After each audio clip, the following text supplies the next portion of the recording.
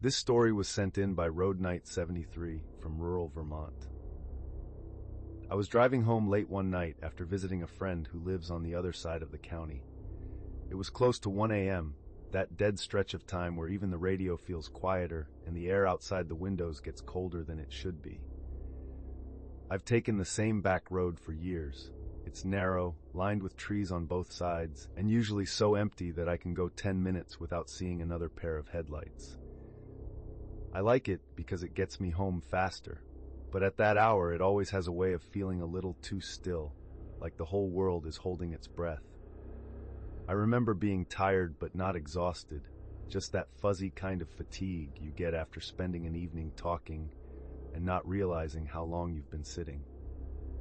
I had a half-finished coffee in the cup holder, and I kept one hand loosely around it to stay warm.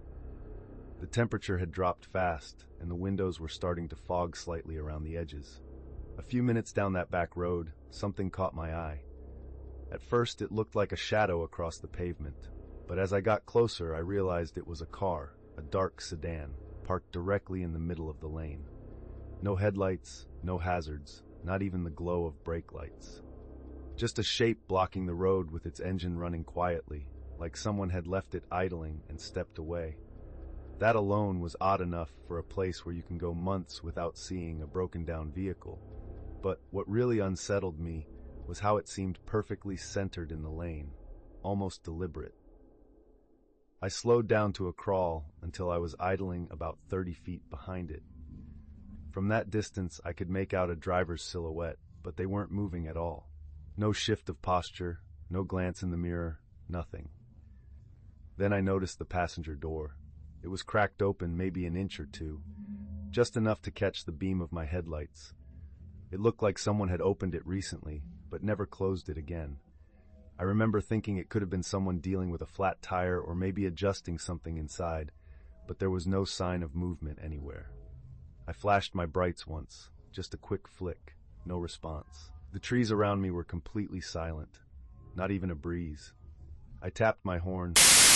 Not aggressively, just a short warning to let whoever was inside know someone was behind them. That's when the passenger door creaked open wider on its own.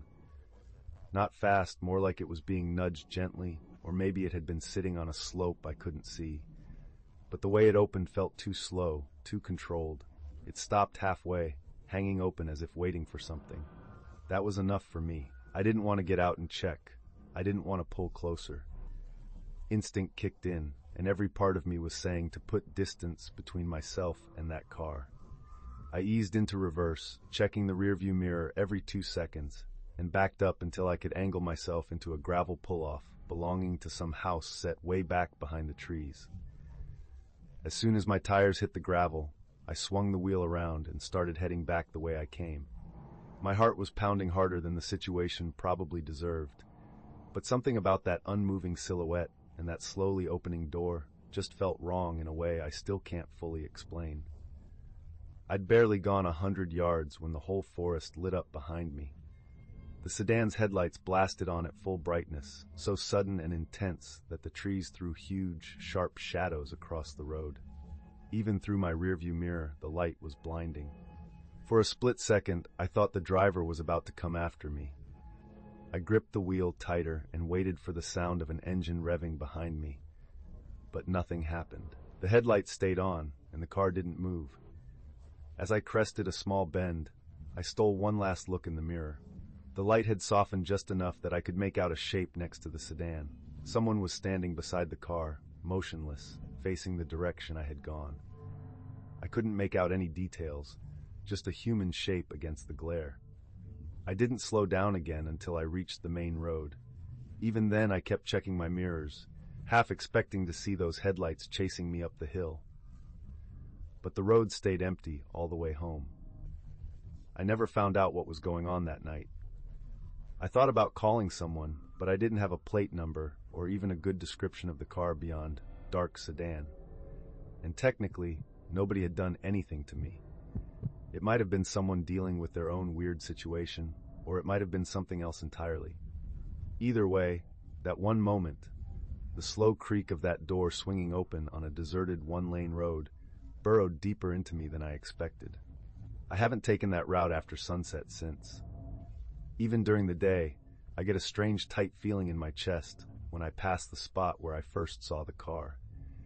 Sometimes when I drive home late, I still picture those headlights snapping on behind me and that figure standing beside the car, barely visible, like they were waiting for me to leave.